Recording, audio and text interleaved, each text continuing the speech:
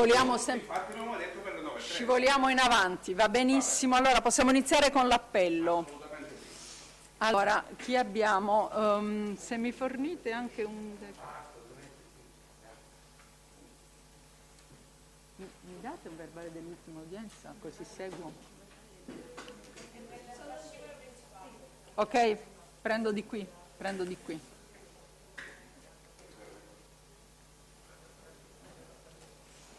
Perché stavamo seguendo dal decreto di citazione o eventualmente da questo. Allora, partiamo da Casamonica Massimiliano, ristretto a Nuoro, presente in videocollegamento. Sì, buongiorno Presidente, da Nuoro do atto della presenza di Casamonica Massimiliano, nato a Roma il 30/11/77. I diritti garantiti e nessuna incompatibilità. Buon lavoro.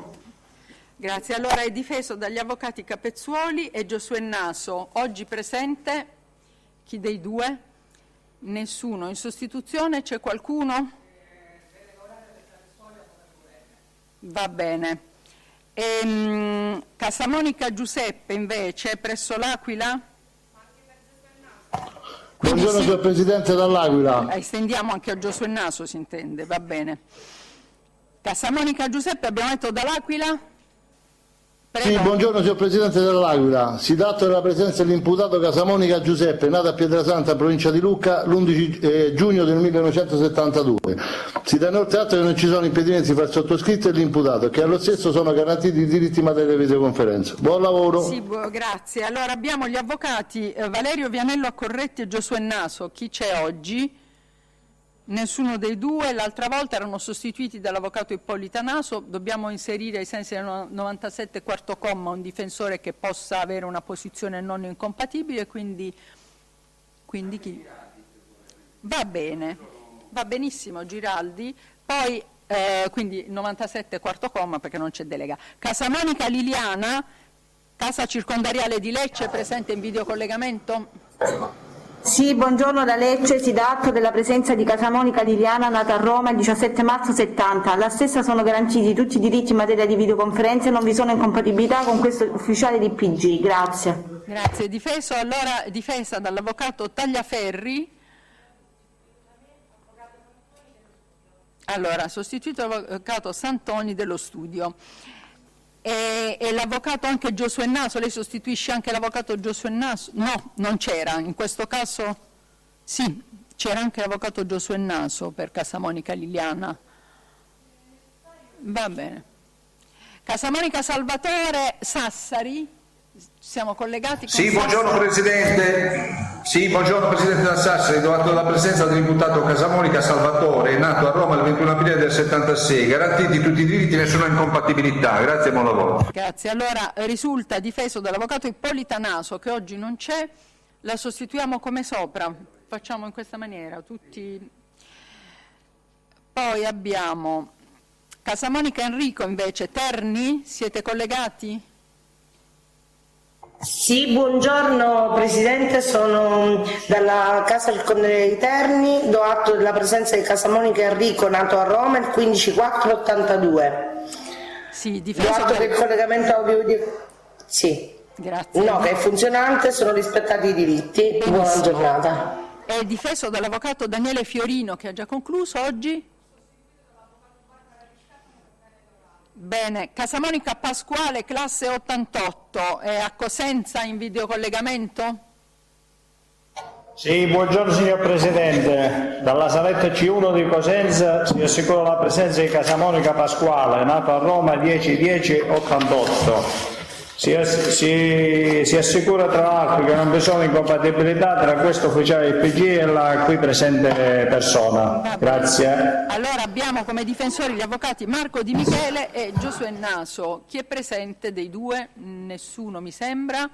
Anche in questo caso li possiamo sostituire come sopra con... state seguendo?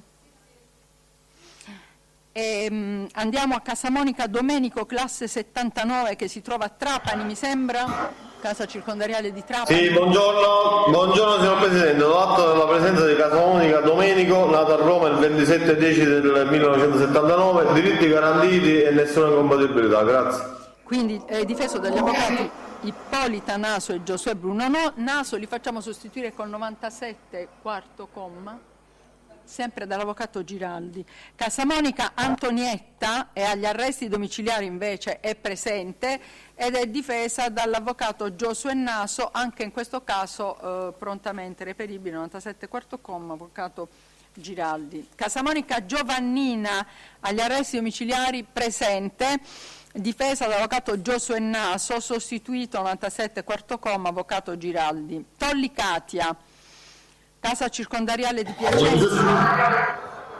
Buongiorno Presidente della Casa Circondariale di Piacenza e presente Tolli Katia, nata a Roma l'8 maggio 1974. Sono garantiti tutti i diritti in materia di videoconferenza e non ci sono incompatibilità col sottoscritto ufficiale di PG. Allora, grazie e buongiorno. Buongiorno, è difesa dagli avvocati Marco Di Michele e Giosuè Naso. Li sostituiamo come sopra con l'avvocato Giraldi, 97 quarto comma. Spada Ottavio, casa circondariale di Lecce. Sì, da Lecce si dà atto della presenza dell'imputato Spada Ottavio, nato a Roma il 10 marzo dell'83. Allo stesso sono garantiti tutti i diritti in materia di videoconferenze e non vi sono incompatibilità con questo ufficiale di PG. Grazie. Grazie. Avvocati Capezzuoli e Naso, anche in questo caso non sono presenti, li sostituiamo ai sensi 97 quarto comma, come abbiamo detto prima, con l'avvocato Giraldi. Di Filippo Silvia, casa circondariale di Foggia, in videocollegamento. Buongiorno signor Presidente, dal sito di Foggia si dà atto della presenza dell'imputata di Filippo Silvia, nata a Roma il 20/11/80. Alla stessa sono garantiti tutti i diritti in materia di videoconferenze e non vi sono incompatibilità tra il sottoscritto e l'imputata. Va bene, anche in questo caso avvocato Ippolita Naso, che è assente, la sostituiamo come prima con l'avvocato Giraldi. Casamonica Guerrino, Tolmezzo. Siete collegati? Casa circondariale di Tolmezzo? Sì, buongiorno. Da Tolmezzo si attesta la presenza di Casamonica Guerrino, nato a Roma il 22 febbraio 1992. Garantiti tutti i diritti, nessuna incompatibilità. Buongiorno. Anche qui come sopra, perché vi sono gli avvocati Ippolita Naso e Giosuè Naso, anche qui con 97 quarto comma.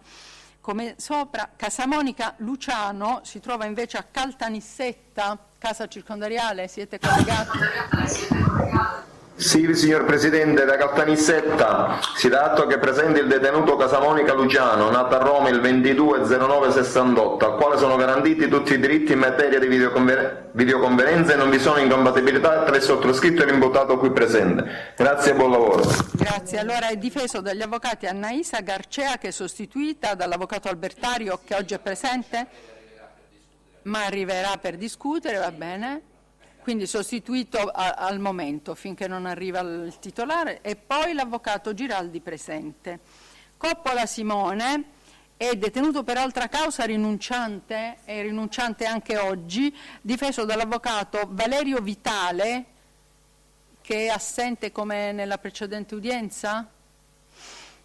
Lo possiamo sostituire? Chi lo può sostituire? Avvocato Giraldi, 97 quarto comma. Spada Domenico, casa circondariale di Catanzaro, presente in videoconferenza.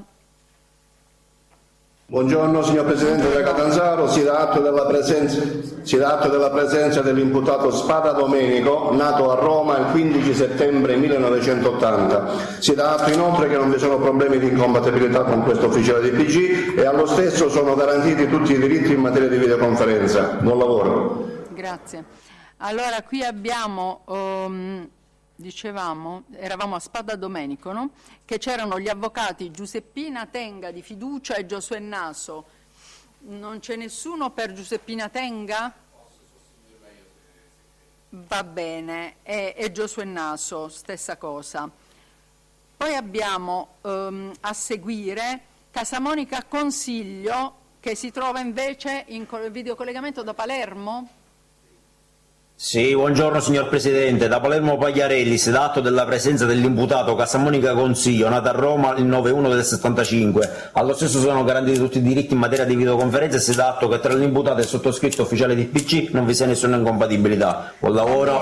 Grazie. Qui abbiamo come difensori gli avvocati Vittorio Mennella e Francesco Giraldi, dico bene?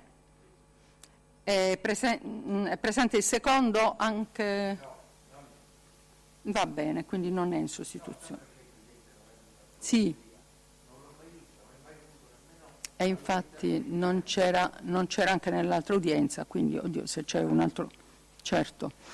Casamonica Emanuel, libero assente, difeso dall'avvocato, l'altra volta era libero assente, è rimasto assente anche oggi? Sì. Ed è difeso dagli avvocati Marco Di Michele e Giosuè Naso. Qui abbiamo nessuno dei due, anche come sopra, mi sa che possiamo o ricorriamo a un altro difensore, l'avvocato Giraldi, poiché abbiamo iniziato così per realtà, quindi ai sensi del 97 quarto comma, avvocato Giraldi. Casamonica Giovannina agli arresti domiciliari era rinunciante ma oggi è presente, è difesa dall'avvocato Giraldi che è presente.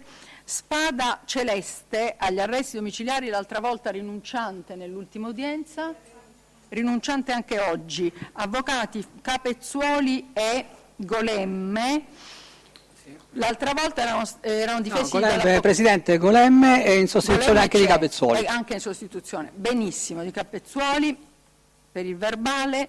Spada Cristina agli arresti domiciliari rinunciante, difesa dagli avvocati Capezzuoli e Ippolita Naso. Chi può sostituire facciamo anche come sopra, l'avvocato Giraldi, 97 quarto comma. Tolli Massimiliano agli arresti domiciliari rinunciante, in questo caso c'era Pier Giorgio Manca,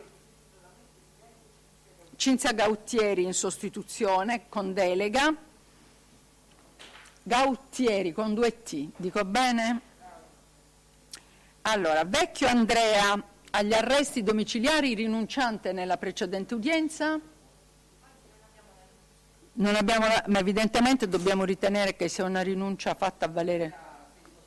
Io la collega Faragazzi. Quindi difeso dall'avvocato Faragasso che oggi è sostituito dall'avvocato Golemme. Zaccaro Vito Nicola, libero assente, era difeso dagli avvocati Barbara Di Stefano e Ivano Chiesa, quindi presente la prima anche in sostituzione del secondo. Marcelli Fabrizio, libero assente, difeso dall'avvocato Bellotti, che non c'è, anche qui c'è bisogno di un difensore che non sia incompatibile, avvocato Giraldi, 97 quarto comma. Di Bartolomeo Cataldo, avvocato libero e assente, era assente anche prima ed è difeso per nomina depositata nella precedente udienza dall'avvocato Pirrone, che però oggi non c'è, abbiamo necessità di trovare un difensore, non c'è. Prego. Omnibus, ce l'abbiamo qui davanti, quindi è presente. Possiamo fare nella stessa maniera anche per i due a seguire, gli altri di Bartolomeo Luca e di Bartolomeo Luca soltanto, mi sembra, perché aveva lo stesso difensore Pirrone che non c'è e lo sostituiamo nella stessa maniera. Il numero 28, Vitale Cristiano, libero, l'altra volta era presente ed è presente, difeso dagli avvocati Cristiano Sandri e Barbara Di Cosimo. Quindi, come sopra, l'avvocato di Stefano, che sostituisce Di Cosimo, e anche Sandri? Di Cosimo. Dell'orefice Domenico, libero assente, avvocato Arianna Agnese, presente l'altra volta, ma oggi non sappiamo. Oggi non c'è. C'è qualcuno che può sostituire per dell'orefice? È una posizione dove si può. Benissimo. L'avvocato Barbara Di Stefano ai sensi del 97 quarto comma. Proietti Lucia, libera assente, avvocato Luigi Parenti. L'altra volta c'era l'avvocato Albertario, oggi c'è sempre con il 102 come sopra l'avvocato Barbara, no, non Barbara Di Cosimo, scusate, Barbara Di Stefano. Sono nomi molto simili. Casamonica Salvatore, classe 88, era rinunciante nella precedente udienza, oggi è collegato. Buongiorno signor Presidente, sì. Dalla casa circondariale di Cosenza, saletta C1, si assicura la presenza dell'imputato Casamonica Salvatore, nato a Frascati 14/8/88. Si dà atto che non sussistono problemi di incompatibilità tra questo ufficiale PG e l'imputato, al quale sono garantiti tutti i diritti in materia di videoconferenza. Buon lavoro. Sì. Ed è difeso dagli avvocati Sabato del Foro di Paola e Tania Belardi. Sì, Belardi anche in sostituzione di Armando in sostituzione del primo. Bellardini Alessandro, libero assente, difeso dall'avvocato Tiziana Roma, che l'altra volta era sostituita dall'avvocato Barbara Di Stefano, con delega. Oggi? Benissimo, quindi per Bellardini Alessandro. Casamonica Asia Sara era libera assente, difesa dall'avvocato Giosuè Naso, che è assente, possiamo sostituire 97 quarto comma avvocato Giraldi. Bellardini Alberta, che è libera assente, così come Bellardini Sabrina, che è libera assente, sono difese entrambe dall'avvocato Tiziana Roma, che viene sostituita come nel precedente verbale per delega dall'avvocato Barbara Di Stefano. Casamonica Celeste, classe 63, Santa Maria Capoavetere. Sì, buongiorno Presidente. Casamonica Celeste è nata a Roma il 9/5/63, garantiti tutti i diritti e nessuna incompatibilità. Osegui. Quindi è difesa dall'avvocato Golemme, che è presente, e Capezzuoli. Spada Alizio, lei è anche in sostituzione, no? Di Capezzuoli. Este anche in sostituzione di Capezzuoli, Spadalizio sono soltanto io il difensore. Mentre per Spadalizio c'è soltanto l'avvocato Golemme, che è presente. Abbiamo scritto. Spadalizio, lei ci conferma, è rinunciante ed è ai domiciliari. Va bene. Poi Casamonica Gina, libera assente, avvocato Emanuele Mancuso, che non c'è, immagino, lo possiamo sostituire ai sensi del 97 quarto comma con l'avvocato Giraldi. Casamonica Giuseppe Benevento. Buongiorno signor Presidente. Buongiorno. È presente Casamonica Giuseppe, nata a Roma il 18/4/72. Sono garantiti tutti i diritti previsti dalla normativa sulle videoconferenze e non ci sono motivi di incompatibilità tra il sottoscritto e l'imputato. Buon lavoro. Grazie. Allora risulta difeso dagli avvocati Tagliaferri e Giosuè Naso. Non c'è nessuno dei due, come sopra. Benissimo, dello studio. Casamonica Lauretta agli arresti domiciliari rinunciante. Oggi è presente, difesa dagli avvocati Annaisa Garcea, che è al momento assente, però come prima è in arrivo, quindi per il momento la sostituisce l'avvocato Albertario, e dall'avvocato Giraldi, che è pure presente.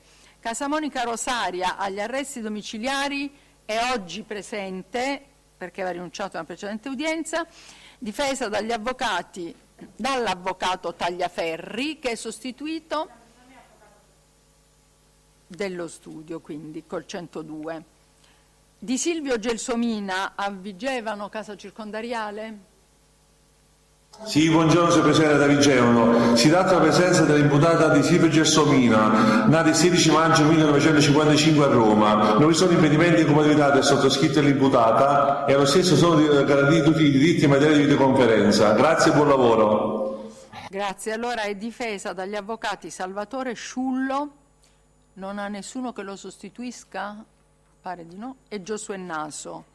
Possiamo anche in questo caso mettere in sostituzione di entrambi l'avvocato Giraldi presente. Morelli Concetta, libera, l'altra volta era assente e lo è tuttora, difesa dall'avvocato Siviero del Foro di Roma, assente. L'altra volta lo sostituiva l'avvocato Barbara Di Stefano. Lo sostituiamo quindi con 97 quarto comma per le parti civili. Chi è presente? Presente Felicia D'Amico per l'associazione Caponnetto e mi dichiaro in sostituzione anche della collega Dora Vencia per ambulatorio antiusura. Grazie. È presente per Radio Radicale come sempre, E quindi oggi, secondo il programma, dovevamo ascoltare le conclusioni per gli imputati, scusate, che si erano prenotati da programma. Quindi iniziamo con le posizioni dell'avvocato Giraldi, che sono quest'oggi: Casamonica Consiglio, Casamonica Giovannina. Quindi avete scritto, per il verbale ci serve, no? Che conclude oggi, quindi l'avvocato Giraldi per Casamonica Consiglio, Lauretta, Luciano e Giovanni. Sì, perfetto. Sì. Allora prego, sì. Grazie Presidente. Innanzitutto pubblicamente voglio darle atto della sua cortesia, mi ha consentito, visto il malanno non lieve che ho avuto, di discutere non tra i primi ma tra gli ultimi, cioè nel momento nel quale finalmente il mio malanno si è attenuato. Quindi grazie per questo, Presidente. Poi un altro grazie perché, vista la complessità di questo processo, visto soprattutto che si tratta non soltanto di una pluralità, mi consente di rimanere seduto, Presidente? Assolutamente. Grazie. Vista la complessità e il numero degli imputati e il numero delle udienze, ho pensato, come normalmente faccio, quando si tratta di processi di particolare complessità per numero, ripeto, e per materia, di affidare alla penna e al foglio, quindi scritto, la difesa e in questo caso i motivi di appello. Sicuramente la Corte avrà preso visione dei motivi di appello, che io immodestamente dico sono assolutamente completi, assolutamente esaustivi, però a quelli mi riporto, quindi, e altro non aggiungo sui motivi di appello. Però ho ritenuto opportuno, oltre a questo, un'altra nota, e la deposito immediatamente se il Presidente mi dà il consenso a farlo, e una copia la do anche per originale. È doveroso.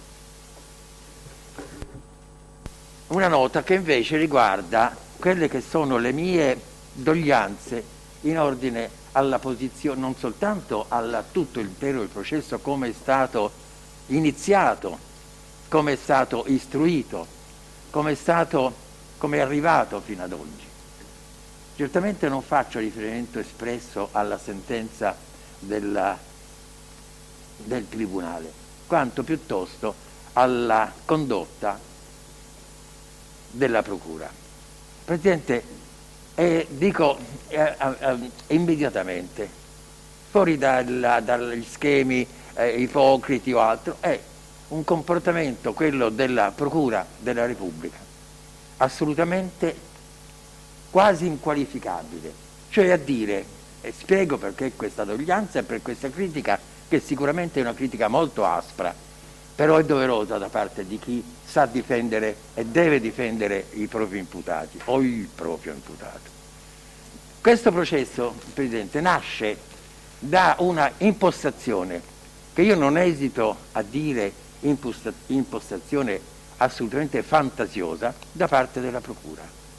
Quello che è grave però è che l'estensore del provvedimento custodiale sollecitato dalla Procura, e dico se è plausibile, possibile, accettabile che il rappresentante del pubblico ministero faccia richieste di provvedimento cautelare nei confronti di un cittadino, non è accettabile invece che colui che è deputato ad accogliere o rigettare l'istanza del pubblico ministero, la richiesta punitiva, in questo caso detenzione in carcere, senza nemmeno guardare una pagina del processo, prenda come un notaio il timbro in mano e timbri e autentichi la richiesta.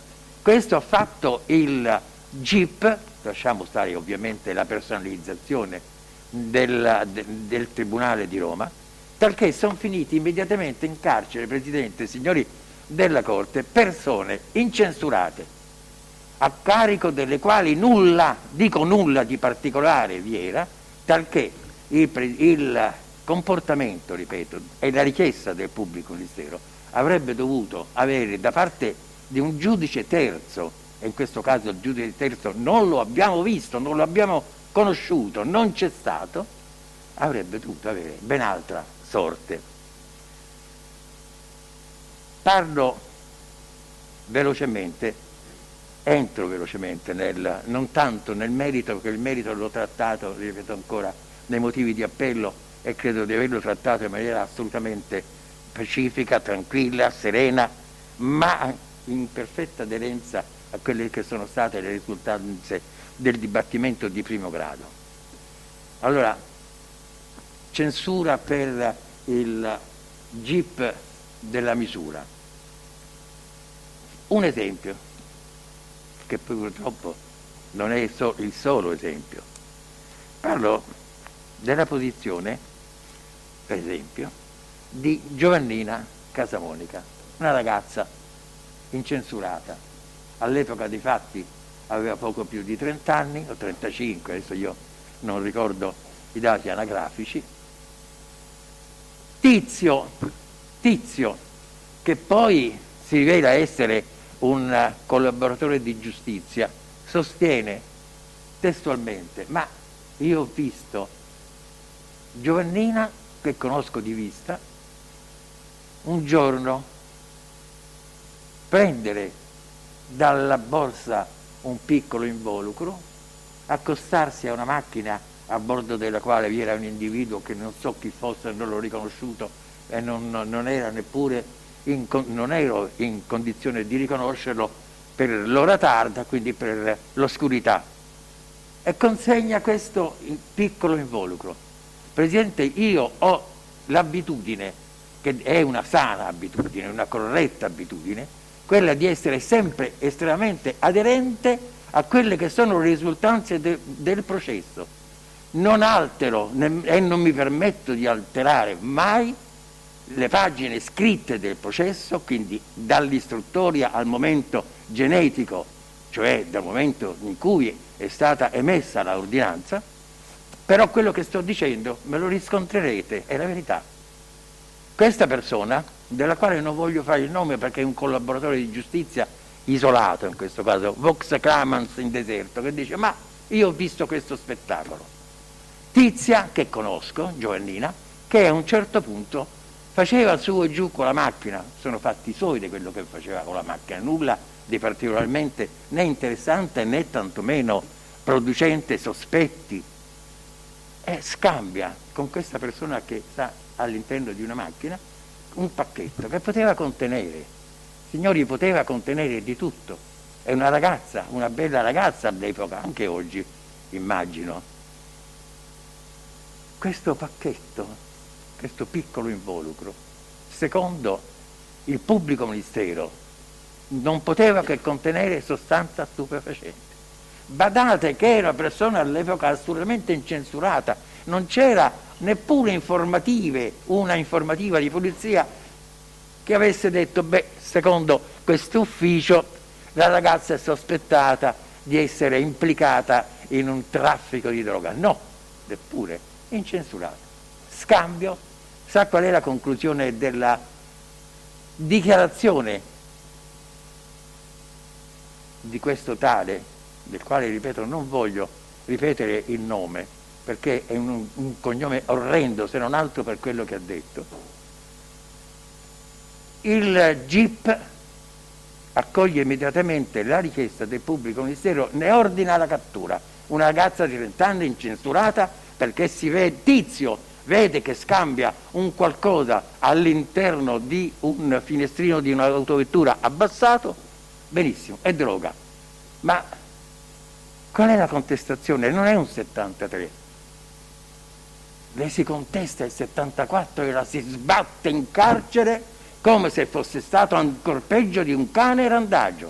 Persona incensurata, persona che non ha avuto mai neppure, perché posso dire, normalmente si fa un esempio classico, non è mai neppure passata col semaforo rosso, quindi neppure una contravvenzione al codice della strada. Siamo nel 2018 e viene arrestata, le viene contestato il reato di cui è l'articolo 74 e rimane in carcere fino a qualche mese fa. Perché? Perché il pubblico ministero e il GIP emittente hanno ritenuto valida non tanto il discorso, non tanto il racconto del collaboratore, perché è un racconto generico, un racconto che non ha non ha riscontro, soprattutto non ha un aggancio reale con fatti ai quali il predetto avrebbe dovuto assistere. Bene, è in carcere. Allora perché ho iniziato, Presidente, nel dire io mi dolgo del comportamento del pubblico ministero? Io sono abituato ad avere il massimo rispetto nei confronti dei magistrati, che è doveroso, è un fatto assolutamente doveroso. Dobbiamo tutti avere rispetto nei confronti dei giudici. Io ho fatto il giudice, faccio una piccola parentesi, l'ho fatto il giudice. Ho avuto nel mio sangue, in maniera preponderante il sangue del giudice, del magistrato, in particolare del pubblico ministero. Mio zio era il procuratore capo di Viterbo, il mio nonno era il procuratore generale presso la Corte di Appello di Sassari, cioè mi sono nutrito del sangue e della cultura del magistrato, in particolare del pubblico ministero, ma non ho mai visto in nessun processo, e ne ho fatto, visto che ormai i capelli bianchi ho 50 anni di professione, ne ho fatto di processi, ma lo giuro, lo ripeto, non ho mai visto un provvedimento di questo genere che ha trascinato in carcere, ripeto ancora, come un cane randaggio, un'incensurata. Per che cosa? Per il sospetto che quel piccolo involucro che ha scambiato con un tizio non identificato potesse contenere sostanza stupefacente. Ma allora cerchiamo perlomeno di essere un pochino, non dico tanto, ma almeno un po' coerenti con la norma scritta. Nel caso mi puoi contestare il reato di cui è articolo 73, no, 74, reato che parte sotto il profilo della pena, quindi edittale, da un minimo di anni 20, tal che dal 2018 siamo al 2022, questa ragazza prima in carcere, poi agli arresti domiciliari, morale, è ancora oggi detenuta. Ho diritto, signori della Corte, di insorgere contro un comportamento di questo genere.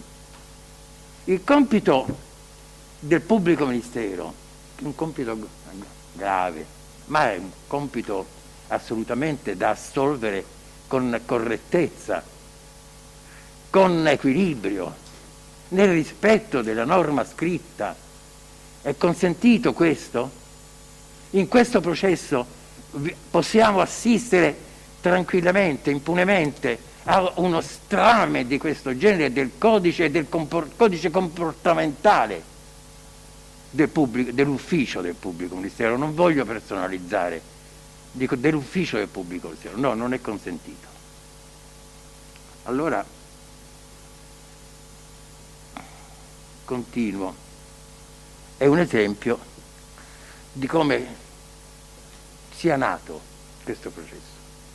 Nasce in questo modo e si sviluppa purtroppo in maniera ancora più devastante per la giustizia, non per il singolo, per l'imputato, per il cittadino, per il detenuto, no. Non vi è stato nel processo del quale mi consenta di parlare in questo momento, non vi è stato nessun rispetto né per la giustizia né per l'imputato. L'imputato ha subito un arresto, ripeto ancora, assolutamente legittimo, ne sta pagando le conseguenze. Poi un giorno parleremo dell'esistenza del 314, del 315, del risarcimento, eccetera, eccetera, per ingiusta detenzione. Ne dovremo riparlare, perché se un esempio tipico di richiesta risarcitoria, che poi non è un risarcimento vero e proprio, è questo, tipico di Giovannina Casamonica, ma ripeto non è l'unico. Vi è un altro esempio che ho il dovere di porre all'attenzione della Corte, che è quello della sorella, Lauretta Casamonica. Lauretta Casamonica, voi la conoscete, avete visto i miei motivi di appello. Io non voglio rifare i miei motivi, non voglio ripeterli, voglio però, devo far risaltare alla Corte quelle che sono state le storture. Voglio parlare in maniera molto piana, molto tranquilla e soprattutto senza offendere nessuno, tantomeno il rappresentante o del pubblico ministero o del giudice. No, non offendo nessuno, però ho il dovere di dire quello che è, quello che anche uno studente del primo anno di giurisprudenza avrebbe notato. Lauretta Casamonica, spendiamo qualche parola anche per questa povera sventurata, è una persona, un cinquantenne credo, anche lei incensurata, ha una sua attività che è quella di gestire un esercizio commerciale, una lavanderia, coniugata sfortunatamente con una persona notevolmente malata, incensurato anche il coniuge, che ha a che fare con una persona che è un amico. Se voi sicuramente avete sentito o perlomeno lette le trascrizioni delle intercettazioni tra la Lauretta Casamonica e la persona con la quale e alla quale si era rivolta per comprare una camera da letto, lasciando come acconto 15.000 euro, non sono particolari di poco conto. Cerco di andare più velocemente possibile per non tediare il tribunale, ma questi sono rilievi la Corte, perdono, ma sono rilievi che non si possono non fare.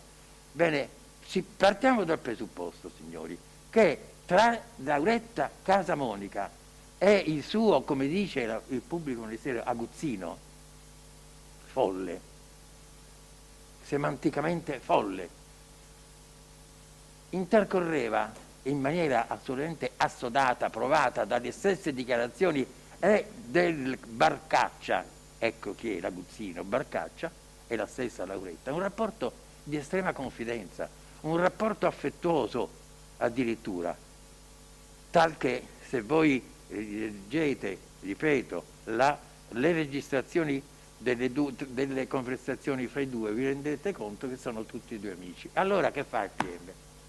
Davanti a uno scenario di questo genere, siccome io sono Robespierre, anzi Robespierre è un gentiluomo in confronto, ma non per la foglia accusatoria che anche lui aveva come lauta il PM di questo processo, ma perché l'intento, lo scopo di questa foglia accusatoria, così vogliamo chiamarla in questo momento, era uno scopo nobile, dividere o far crescere la cultura in Francia e la cultura politica, chiaramente. E allora si tagliavano le teste, ma lasciamo stare il resto.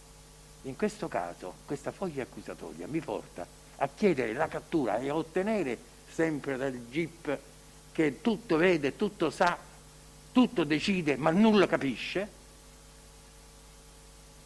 a ordinanza di custodia anche questa ragazza, che perde l'esercizio commerciale, perde il contatto con la famiglia, viene sbattuta in carcere senza che vi siano riscontri all'ipotesi ipotizzata, scusate il bisticcio di parole, dal procuratore della Repubblica, per cui ancora anche Lauretta Casamonica oggi è in carcere. Però, se non altro, in questa vicenda il pubblico ministero ha creato un qualcosa di nuovo, e cioè una terminologia nuova con la quale riuscire a mascherare quello che non si poteva mascherare, cioè il nulla. Avrebbe, con un metodo che ha chiamato larvata minaccia, ditemi voi se si può ricorrere al termine ossimoro. Una minaccia o minaccia non è minaccia. La larvata minaccia è un parto della fantasia semantica del pubblico ministero per giustificare la richiesta di cattura per il reato di estorsione.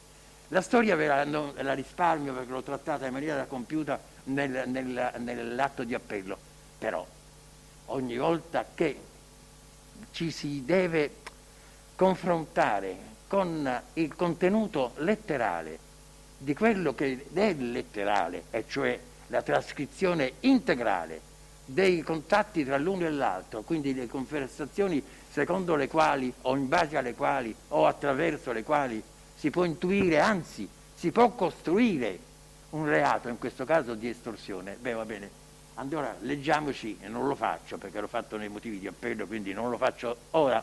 Allora leggiamoci che cosa è successo l'uno e l'altro. Io ti do 15.000 euro per un letto che non arriva, quindi poi compro, visto che questo letto per il quale ho versato 15.000 euro. Presidente, io quando affermo quello che sto affermando, lo affermo perché il processo l'ho studiato, gli atti li ho studiati e li ripeto senza cambiare una virgola del loro contenuto. Bene, questi 15.000 euro che sono racconto che vi è dato, poi probabilmente sarà vero, ed è vero che non vi è stato il riscontro immediato per la consegna del letto, eccetera, eccetera. Sono baggianate. Ma queste baggianate sono state addirittura trasformate in una estorsione. Tu non mi paghi quello, cioè mi l'hai già pagato, io non ti consegno il letto. Secondo voi può essere come massimo un illecito civile. Hai acquistato e non hai pagato. No, è un'estorsione. È un'estorsione. Io sono stato condannato, arrestato per l'estorsione. Poi per fortuna di alcuni di questi casi il Tribunale ha fatto giustizia, perché c'è pure un giudice a Berlino. Allora, se questo è l'impianto accusatorio, o no, è il diritto di dovermi dolere, o no il diritto di presentare, adesso ve lo consegno, questo piccolo pamphlet, che altro non è se una censura misurata, educata, corretta, garbata, rispettosa nei confronti di chi ha giudicato, di chi ha iniziato e giudicato questo processo. Allora, passiamo agli altri due, io vado velocissimamente, Presidente. Gli altri due si chiamano uno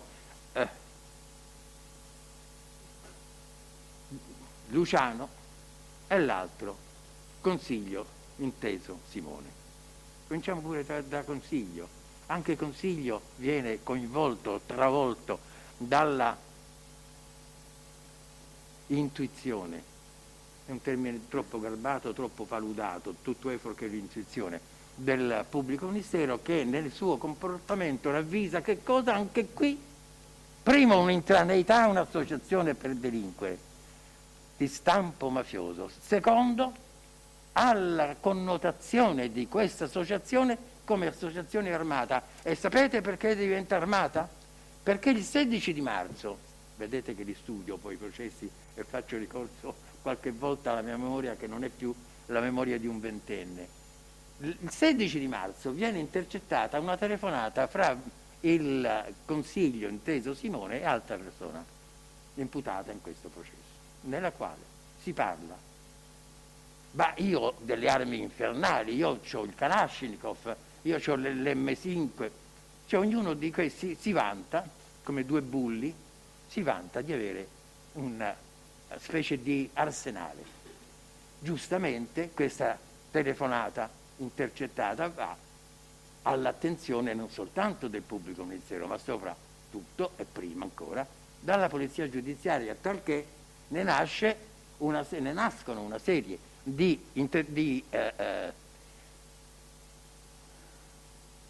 certamente sono perquisizioni, di accertamenti, ma vediamo se effettivamente questi signori che dicono al telefono di avere delle armi micidiali a casa, vediamo se ci sono. Ci sono state, se non ricordo male, e ricordo bene invece, non meno di 13 atti di perquisizione a casa, nella macchina, per la strada, a carico del signor Casamonica Consiglio. Si pensava, o si potrebbe immaginare, ex post, forse non c'era il Kalashnikov, ma c'era almeno una pistola col tappo rosso. Non è stata reperita, sequestrata nemmeno una pistola col tappo rosso di plastica, nemmeno quella, ma nemmeno un coltellino. la polizia giudiziaria che ha ascoltato la telefonata e il pubblico ministero ben sanno e ben sapevano che si trattava di un discorso, di un racconto fra due persone visibilmente, e ne datto la sentenza, visibilmente ebbre, in stato di visibile ebbrezza. Dicono, abbiamo bevuto, forse abbiamo esagerato nel bere. Beh, questo è stato trasformato in una ipotesi di intraneità in un'associazione per delinquere di stampo mafioso, per di più qualificata per violazione delle leggi armi. Quindi, oltre quella, prima parte, seconda imputazione, perché una volta che se ne fa una bisogna poi scialare, fare anche una seconda, che è ovviamente quella di violazione delle leggi, possesso e detenzione di armi da guerra. Ultimo caso, e chiudo, Presidente, perché altrimenti dovrei leggere e commentare, ecco, ve ne faccio grazie doverosamente, il contenuto di questa nota critica, nota d'udienza, ma nota critica nei confronti di chi ha operato in un certo modo in questo processo. L'ultimo è il Casamonica Luciano. Casamonica Luciano è un'altra persona incensurata, però nota perché viene chiamato ad un affermato criminale. Sapete perché affermato criminale? Perché anni prima aveva avuto un diverbio per una ragazza con una persona alla quale aveva sferrato un pugno, caduto per terra, morto. Bene, efferato criminale, condannato per omicidio preterintenzionale. Tutto qui, e siamo d'accordo, non è certamente un comportamento commendevole, non è certamente un fiore all'occhiello che si può porre, ma da questo non vi sono altri elementi se non quello di contatti con il fratello. Da questo nasce la contestazione di intraneità, addirittura con la qualifica di capo di una costa o costola dell'associazione per delinquere. Presidente, per vestire questa accusa che io dico nuda, per vestirla che cosa ricorre? Il PM, questo benedetto PM, a che cosa ricorre? Alla evocazione di un personaggio che è passato alla storia perché il suo funerale è passato alla storia, e sarebbe stato oltretutto non soltanto secondo il PM, ma secondo colui che lo ha indicato al pubblico ministero, il capo di una banda, non proprio quella della Magliana, anche se quella viene evocato, in contatto con gli epigoni della banda della Magliana, in particolare con quel tal Nicoletti, che altro non era se non il cassiere.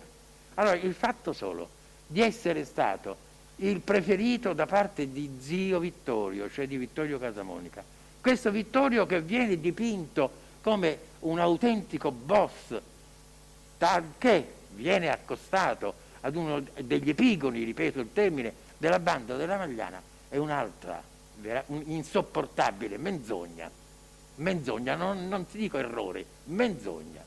Io ho fatto tutti i processi, Presidente, per Vittorio Casamonica, che certamente non era un pupillo, non era certamente una persona incensurata, ma il massimo reato contestato e contestabile a Vittorio Casamonica era semplicemente e soltanto quello di essere un abile truffatore, soprattutto capace di raggirare le donne, perché aveva un certo ascendente, buon per lui, nei confronti di chi porta la gonnella, e il tramite quello era il suo strumento, era il suo mezzo, il suo artificio per truffare una volta una macchina, un'altra volta ben altro, ma un atto di violenza, un atto di minaccia, un qualcosa che abbia a che fare con, appunto, con la violenza, cioè con un comportamento assolutamente non plausibile, non c'è. E allora perché dobbiamo leggere nella motivazione del scardinamento della posizione di Casamonica Luciano, che era l'epigono della banda della Magliana, che talmente era succube di Vittorio, o meglio ancora Vittorio lo aveva eletto come suo pupillo, e si deve leggere che Vittorio era persona che era nota per il suo celeberrimo funerale. Quindi Vittorio era persona che aveva questa capacità criminale, non delinquenziale. Sapete, Presidente, interrompo un attimo questa storiella che potrebbe essere ancora più ridicola. Il buon Vittorio, l'unico reato vero al quale era possibile agganciarsi per delinearne poi la personalità criminale, era una circonvenzione di incapace, perché insieme con un sacerdote, è un piccolo, perdonatemi se vi tedio un attimo con una pagina, ma è tanto per forse svilire di intensità drammatica questo processo. Si incontra con questo sacerdote, lo circuisce, lo porta al pub, allora non era nemmeno il night, si chiamava pub, 1, 2, 3, 4 volte, lo fa ubriacare 1, 2, 3, 4 volte, vanno insieme, gli presenta delle donne. Ecco, Vittorio era in effetti molto capace in questo, buon per lui, ripeto, di avere un'attrattiva particolare nei confronti del sesso femminile, nei confronti delle donne in generale. Allora lo convince a vendergli e a cedergli, ovviamente vendergli e cedergli, una villetta che aveva questo signore in quel di Anzio. Arriva alla conclusione, gliela cede, non la paga ovviamente, se ne accorge, se ne avvede il figlio di questo signore, dice: ma papà, ma che fine hai fatto fare alla villetta? Sono entrato là e la serratura è cambiata, è costretto a dirgli la verità. Lo denuncia, ecco il reato più serio che sia mai stato contestato a Vittorio Casamonica, questo che ha questa capacità criminale così ben delineata dal pubblico ministero. 643, circonvenzione di incapace, poi restituzione di quello che è stato il maltolto. Questa è stata però il viatico per la procura per richiedere per il Casamonica Luciano la cattura. Per fortuna esiste, come dicevo prima, un giudice a Berlino e il tribunale ha fatto grazia di tutta questa vicenda e sì, lo ha condannato ugualmente con pena pesantissima, ma facendo grazia uno dell'essere il capo di un'associazione per delinquere di stampo mafioso, ma nemmeno la partecipazione. Però un qualcosa deve rimanere, e qualcosa deve rimanere. Quanti anni? 8 anni di carcere per? Non si sa, non lo so, però questo è il processo che oggi voi dovete giudicare. Io ho estrema fiducia, ripeto, nei confronti della magistratura, la massima fiducia, la massima stima, la massima deferenza, però sono delle cose che sono assolutamente insopportabili. Quando si parla poi di riforma, non va riformato. Cerco di non avventurarmi in un aspetto tra il filosofico e il politico, però non basta riformare un codice o riformare un istituto che è quello del Consiglio Superiore. Dobbiamo semplicemente fare qualcosa di più chiaro, pretendere, non chiedere, pretendere dalla magistratura una maggiore correttezza, una maggiore intellettualità, ovvero, intendo dire, onestà intellettuale. Perché così facendo noi abbiamo creato un pubblico ministero che invece che presiedere al suo ufficio, che è quello di dare la caccia e di arrestare coloro che sono delinquenti e quindi reprimere i reati, non soltanto non li ha repressi, ma li ha creati da fatti assolutamente leciti che neppure lontanamente possono definirsi fatti o condotte di reato. Quei fatti sono diventati reati, quindi il compito, ripeto, del pubblico ministero non è certamente questo. Chiudo, Presidente, chiudo con una citazione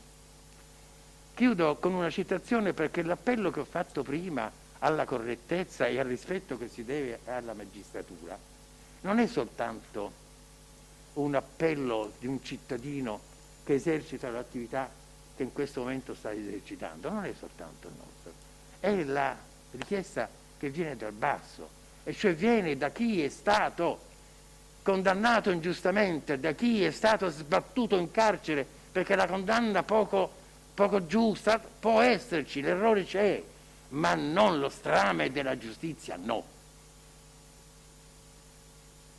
A che mi riferisco? A quello che voi avete sicuramente sentito, conosciuto, anzi, il procuratore della Repubblica che ha istruito il maxi processo e poi è stato ammazzato, il dottor Scopelliti. Io ho avuto il piacere e la fortuna di conoscerlo e ricordo una delle sue massime comportamentali, col dito puntato: cittadino, ricordati che ti devi comportare in maniera corretta, non devi violare la legge, devi osservare la legge, ricordatelo, hai questo dovere, sempre con il dito puntato, hai questo dovere, osserva la legge e non violarla. Poi pausa. Però questo dovere da una parte, dall'altra hai anche un diritto, un gran diritto, quello di vedere il tuo giudice che mentre ti sta giudicando non sta bevendosi un bicchiere di whisky, ma ha la testa stretta fra le mani e pensa, non beve un bicchiere d'acqua o un bicchiere di whisky, sta pensando. Cittadino, questo ricordatelo, hai questo diritto. Io oggi, nella mia modestia, sto cercando di ricordare, non a voi, Dio me ne guardi dall'essere insolente, ma a voi, che questa massima del dottor Scopelliti va sempre osservata. Credo, confido, che una volta, io adesso finisco di parlare, anzi ho già finito, e sono convinto che voi un giorno o l'altro, il 29, il 30, quando uscirete da quella porta che è la Camera di Consiglio, ma avendo anzi già fatto tesoro di questa massima del compianto dottor Scopelliti. Quindi concludo riportandomi Quindi si riporta i motivi di appello e deposita note di udienza. Sì. Poi mettete il depositato. Sì. E adesso abbiamo l'avvocato. Sì? Ci sarebbe l'avvocato Garcia, perché siamo solo Sì, certo. oggi. Mi ha appena avvisato il praticante che ha iniziato ora a discutere in appello una cosa molto veloce. Posso chiedere gentilmente una pausa di 15 minuti per darle il tempo di farla arrivare? Se no inizio a discutere io, ma è in terza corte d'appello. Mi rimetto a lei, lo chiedo con massima gentilezza, massima rispetto. Va bene, poiché avremmo dovuto comunque fare una pausa a metà mattina e si sono fatte già le 10:25, facciamo questa pausa, ma lei solleciti l'avvocato Garcia. La solleciti. Va bene. Certo, va bene.